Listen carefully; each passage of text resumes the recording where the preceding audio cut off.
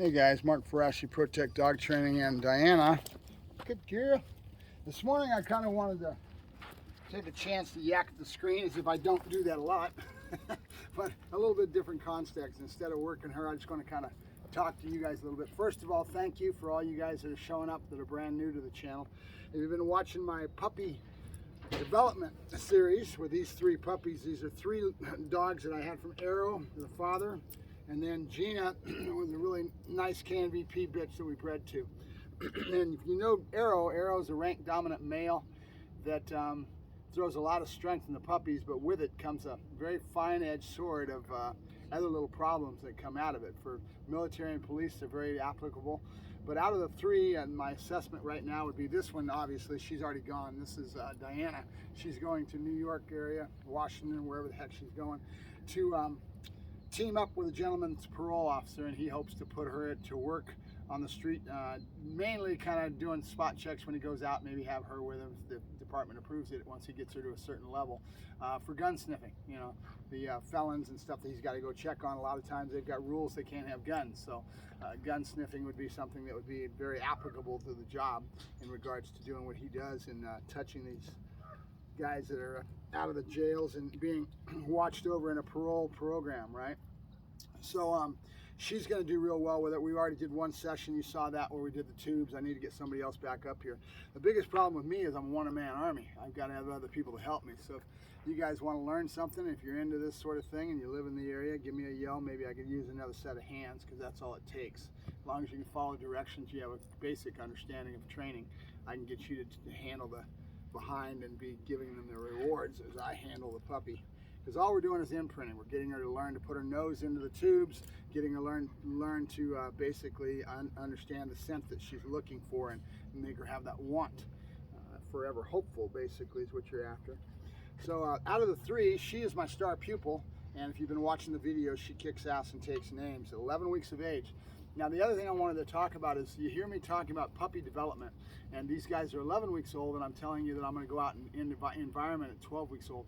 A lot of people are under the impression, they have the opinion that they don't want to take their dogs out until they got all their shots and they're totally protected against parvo and other diseases they need to worry about in the environment. Okay, I've always gone the other way. I've gone the other way, where I have the attitude that I'm going to go as young as I possibly can and get them started in their environmentals. And I do that at about 12 weeks of age. I give them their 12-week shot, and they'll get another one at 16 weeks. But they're just at that age that they're safe, okay? As long as you're not stupid, okay? Don't go to a dog park. Don't go to heavy saturations of dogs. When I go out to places that are dog friendly, that I feel that are relatively safe as far as my puppies are concerned, with environmental, I will not go to the flower bed when I go, and I won't let them have a potty break right there. I'll do the potty break somewhere else where there's not going to be a lot of dogs. Everybody gets out of their car when they go to Tractor Supply or Home Depot. If they've got a dog and they're going inside, they're going to break their dog before they go in, and they're going to go to the flower bed, right?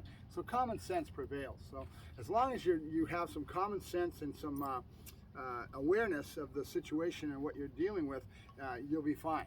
I've been doing this for a lot of years, and I've never had a problem with parvo.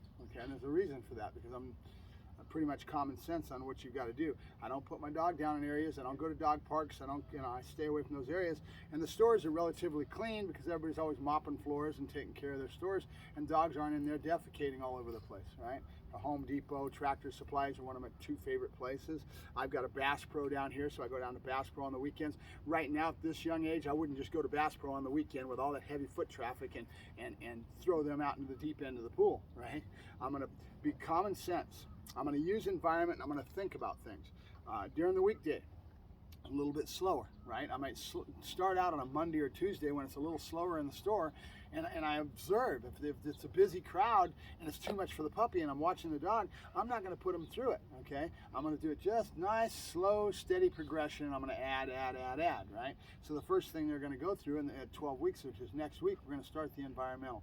I'm going to have a lot of these videos on. There'll be a jumbled mess because I don't have a cameraman. I'm trying to hold the camera as I'm talking to you guys and going through what I do. A lot of you guys that have been watching me for a long time probably seen me do this numerous times with other puppies. Right now I've got 3 of these puppies that I've held back, and the reason I did is I wanted to give them a better start in life. Being Dutch Shepherds are a lot of dogs, and you've heard me say it before, I don't feel that Dutch Shepherds are a good beginner dog for most people, and the reason is they're just too much dog, and they're going to end up winding up getting reactive and having a bunch of other problems based on the breed type, because they've been bred for a job. They're very high energy outflow, and when they're young, they're very intelligent is the biggest thing. And intelligence causes a double-edged sword. Because they're so smart, that means that anything negative that happens to them, it's going to stick in that little bean, right? You don't want anything negative happening. You want to build it properly, and that's real important, right? So we're going to start that next week. You'll get to see it. I hope you've been enjoying these. Please comment. If you got comments, you got things you want to talk about, give a yell. I'm more than happy to help you out as far as if you've got a dog or something. I do online stuff too, guys. I do my online type of offerings where I give you an hour for like 20 bucks. I'm giving it away just because I'm putting it all together. So, goddamn, good girl. All right, so that's about it. Keep watching, and I thank you very much for watching the channel, and we'll keep going through our imprinting. You see me doing imprint on bite work right now, and that's just to start with the puppies. We want to catch it before they start teething at 4 months of age. They're going to start teething, and you lose a whole month if you do it like I do. I don't work my dogs in that time period. Some dogs are tough enough in the mouth, they can handle it, but I don't want to take any risk of negativity at all. I want everything positive, and they'll always be winning and growing as we build, okay? The only pressure that should be put on them is what we're doing is in the right context for the age and everything else as we build the dog, right? These are awful young guys. They're only 11 weeks old now. They're going to be coming up on 12 weeks. A lot of people wouldn't do what I'm doing as far as all the work that I put into this, but it's important that these guys get good homes. There's 2 available. We've got Diogi and Lucifer, and I'm going to start talking about their natures so you guys understand what their natures are. Diogi is going to be a handful. He's got a lot of his dad in him, and I'm seeing certain things that I would love to get some comments about how I'm handling it, and maybe we'll go through it. The goal is to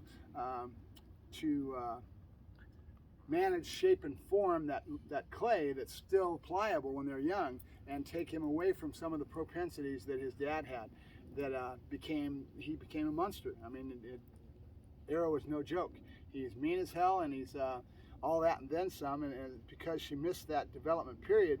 But now I understand a little bit more. That dog was a heck of, if the dog was showing the same propensities as Diogi, I'm not going to say I'm having a hard time. I've got a plan, and I'm working on it, and I think it's going to work.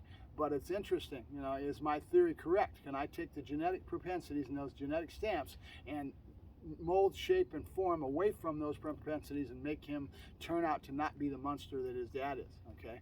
Arrow is no joke. He's one of the strongest dogs I've ever seen as far as how intense he is with that energy level coming at you with aggression when he does, okay? And he'll flash for certain reasons. I know what they are, and I kind of stay away from those things, because if you're in those areas and he flashes on you, you're going to get nailed, And so the only time I would take him out in public would be with the muzzle on, because I'm worried about him flashing on other people. So I'll talk to you later about that. You guys that have been watching me for a long time probably already know Arrow, and you've been watching the videos that I put out with him too. So I thank you very much. Mark Farash, Protect Dog Training, yakking at the screen as usual. I'll talk to you later. Bye-bye.